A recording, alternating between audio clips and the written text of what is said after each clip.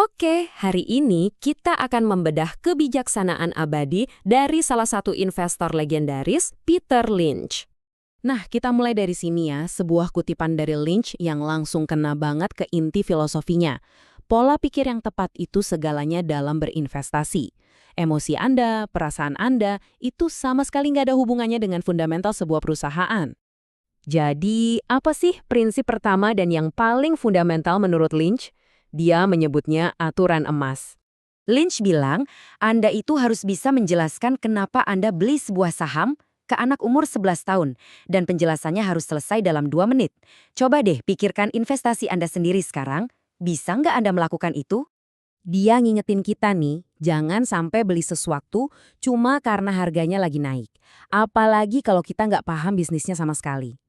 Ini adalah jebakan di mana emosi, terutama keserakahan, mengambil alih logika. Dan disinilah pilihan yang dihadapi setiap investor. Anda bisa aja ngejar jargon teknis yang ribet atau saham rahasia yang sebenarnya Anda nggak ngerti. Atau Anda bisa berinvestasi pada bisnis yang Anda lihat, Anda gunakan, dan Anda pahami setiap hari. Tapi, tahu saham apa yang kita punya itu baru setengah jalan loh. Setengahnya lagi, itu soal mengelola psikologi kita sendiri. Lynch itu terkenal banget. Dia percaya kalau mencoba menebak-nebak kemana arah ekonomi atau pasar itu, ya buang-buang waktu aja. Fokusnya itu bukan pada ramalan, tapi pada pemahaman yang kokoh tentang bisnis yang Anda miliki. Dia menekankan banget, kesuksesan jangka panjang itu nggak bergantung pada seberapa pintar otak Anda, tapi pada seberapa kuat mental Anda untuk menahan gejolak pasar tanpa panik. Karena, seperti yang dia tunjukkan, penurunan itu bukan cuma mungkin terjadi, itu adalah sebuah jaminan. Angka ini, 53, dengan jelas banget menggambarkan maksudnya tentang volatilitas pasar. Apa artinya angka ini? Artinya begini, dalam 96 tahun terakhir, pasar saham tuh sudah mengalami 53 kali penurunan sebesar 10% atau lebih. Itu kan kira-kira setiap 2 tahun sekali ya. Poin pentingnya adalah koreksi itu bagian yang normal dan sering dari investasi, bukan sesuatu yang perlu ditakuti. Dan gimana dengan penurunan yang lebih besar, yang kita sebut bear market? Itu terjadi rata-rata setiap 6 tahun sekali.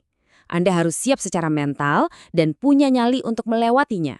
Nah, memahami psikologi ini membawa kita ke jebakan berikutnya. 4 mitos berbahaya yang sering banget dipercaya investor tentang saham. Ini nih, salah satu jebakan paling umum. Kita percaya kalau saham yang harganya udah jatuh banget itu otomatis jadi murah atau aman untuk dibeli. Padahal belum tentu. Lynch sendiri belajar pelajaran ini dari pengalaman pahitnya. Dengan Kaiser Industries, dia terus membeli saat sahamnya anjlok. Sambil mikir, masa sih bisa turun lebih rendah lagi? Jawabannya, bisa banget. Jauh lebih rendah dari yang pernah dia bayangkan. Pelajarannya adalah, saham yang kelihatannya murah selalu bisa menjadi lebih murah lagi. Nah, ini adalah kebalikan dari kesalahan yang tadi.